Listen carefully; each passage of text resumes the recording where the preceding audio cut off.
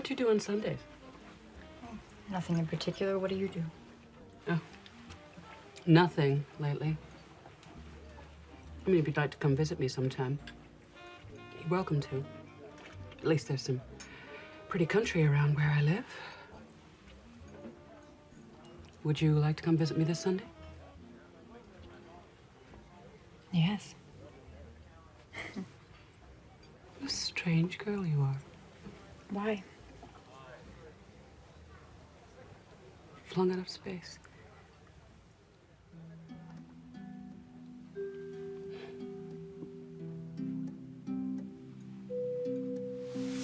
Hi everybody, I'm Peter Travers and welcome to Popcorn, where we tell you what is happening at the movies. And there's a movie now called Carol, starring Rooney Mara and Cate Blanchett. And it's a love story about two women in a world that was very different back in the 1950s. But my guest Rooney Mara comes to me, well, not so fresh from it since it happened in May, but she won the Best Actress prize at the Cannes Film Festival. And now, other awards will just be thrown at your feet. You know that's going to happen, don't you? No, I don't. Yes, you do. No, I don't. It's all about awards now. It's awards, awards, awards, awards. That's a terrible way to look at life. It is a terrible way, but it was really nice to win at Cannes, wasn't it? Yes, that was. That was a huge honor because, you know, it's a small jury of people that you look up to and admire, and it was such a surprise. You know, really was not expecting it. Tell everybody who your character Therese is. Well, I play Therese, and at the start of the film, she's you know, she's a young girl. She's working at a department store during the holidays, and she has this boyfriend who's sort of seemingly everything you would want in a boyfriend, and she has a group of friends, and it seems as though she's on a path to a very nice, comfortable future, but she's very unfulfilled and unhappy and uninspired in her life, and I think she feels quite alone, but she doesn't understand or know why. Then Carol walks into the shop and into her life and sort of flips everything upside down, and then the movie takes off from there. What is it about that? I mean, when Carol walks in, she's Cate Blanchett, but she's dressed by Sandy Powell. She's like this perfect example of glamorous femininity. Yeah. And you are sort of poleaxed by it. You're looking at it and saying, what is this? Yeah, well, you know, that's how I felt in real life too. And I remember when we did our first sort of screen hair and makeup test in full costume, and we still hadn't figured out Therese's hair and makeup and wig, and so mine was sort of still in flux. And I remember Cate walking onto the set, and she was in sort of that same kind of outfit that she walks into the department store in, and I was just like, oh my God. I felt so sort of small and hideous and dowdy and mousy next to her, and I just couldn't believe it. I felt like I was looking at, you know, a movie star from yesteryear, and that's sort of, Cate is very magnetic on camera and off camera, so. Yeah, I've seen that. It was easy to pretend. How do you work out how you're going to do this? Does Todd Haynes allow for rehearsal that you're going through this, or does he like it to be as spontaneous as possible? Todd is very collaborative, and I think any independent film has spontaneity because when you're on location, there's always spontaneity. You just don't know what's going to happen. But we did have 2 weeks of rehearsal in Cincinnati before we started shooting, and really that just consisted of us sitting around a table talking through the script. We weren't acting things out. We were just sort of talking about, you know, each beat in the movie and what we wanted out of it, and subtext and all that But stuff. a lot of this is watching you. Cate's character, Carol, is always has the makeup, the hair, the outfits. Yeah. You have to behave, whether you're an amateur photographer as well and looking at the world through that lens, but you're also somebody who is a shop girl selling things to people and having to present yourself into it. So there's a really slow build-up to what's going to happen with this relationship. I feel very much I can relate to that because I'm an observer and I love watching people, and I consider myself that, but I'm also sort of have to sell things to people and it can be quite uncomfortable.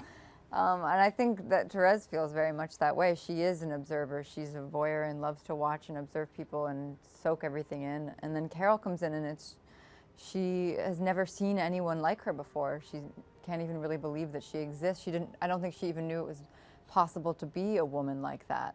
in trying to figure out what kind of woman she wants to be. I think she sees traits in Carol she'd sort of like to have for herself. Yeah, because you can't, your character, Therese, cannot articulate what she's feeling.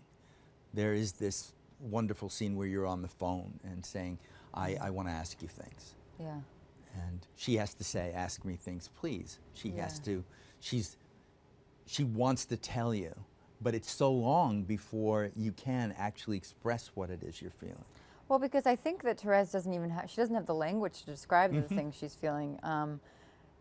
You know, there's this great line in the book, Therese is talking about Carol, and she's like, well, I couldn't possibly be in love with Carol because Carol's a woman and I can't be in love with a woman. Like, it's just not even part of the realm of possibility for her. And there's that very sort of innocent, earnest scene with Richard, her boyfriend, where she's asking him if he's ever been in love with a boy. You know, it's so, like, not on her radar. She's not judging it. She can't talk about it or describe it.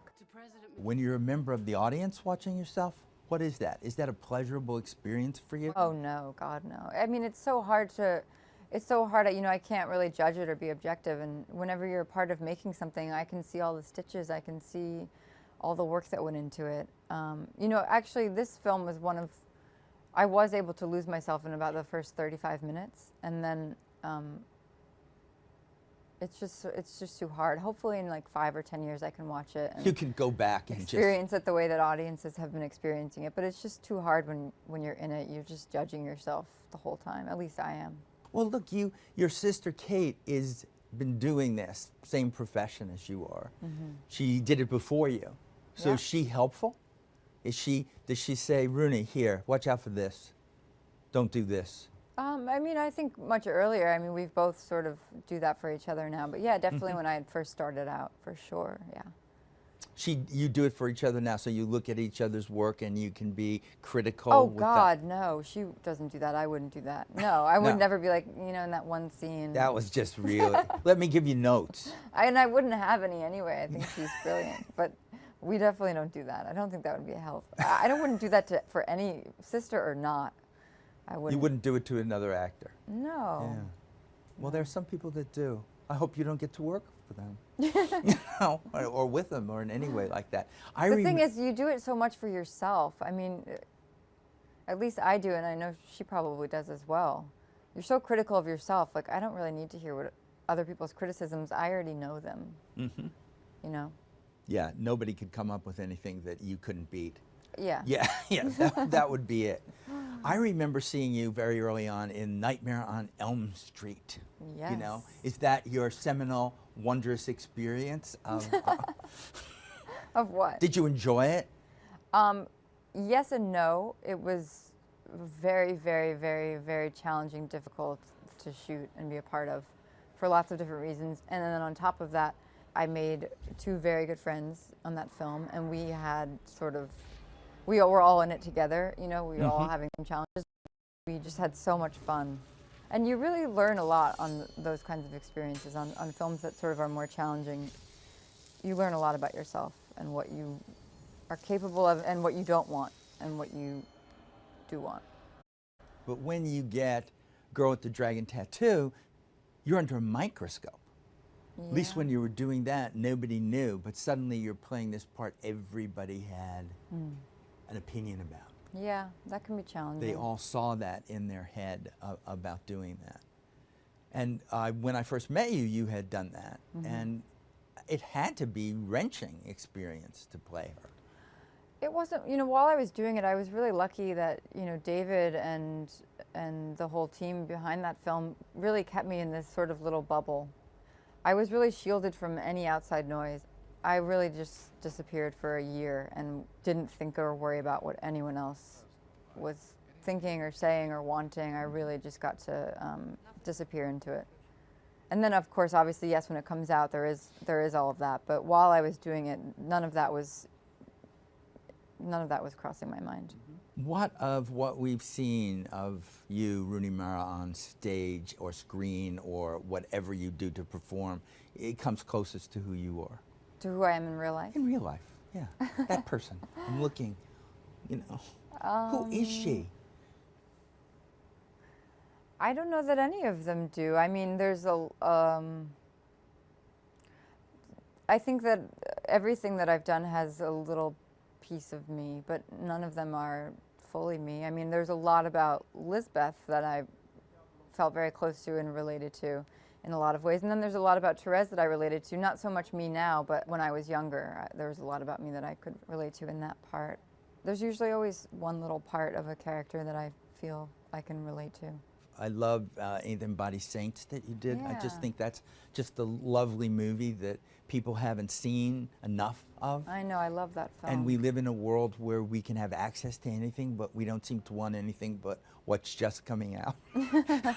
And yet it's there. Is there something that you have that you would say to people, look at this movie I was in? Not about me, but because you thought that the movie itself was an experience to see. Well, I think definitely Ain't Them Body Saints is one of those films. I did this film called Trash that I don't think hardly anyone has seen it in the United States anyway. In other countries, people have seen it, and I'm barely in it. It's a film about these 3 Brazilian boys, and I play a very small part helping to tell their story, and I think that's a really beautiful film. It's kind of a wonderful career. You're choosing things, projects that seem to be something that appeals to you. You could do a movie for Spike Jonze like Her. Oh yeah, I love And that film. it's just, you know that you're driven toward it because you're working with somebody that you want to work with to do it. It's enviable. It sort of gives you a choice in what you're doing. It sounds like you don't have your own agenda, though. This is where I'll be 5 years from now. Well, I mean, I follow the directors. That's why I'm here. It's because of them, and that's such a huge part of my decision-making process. And it's kind of everything when you're on set. You want to be working with directors that inspire you and that you trust, and that those are the people that I follow. So.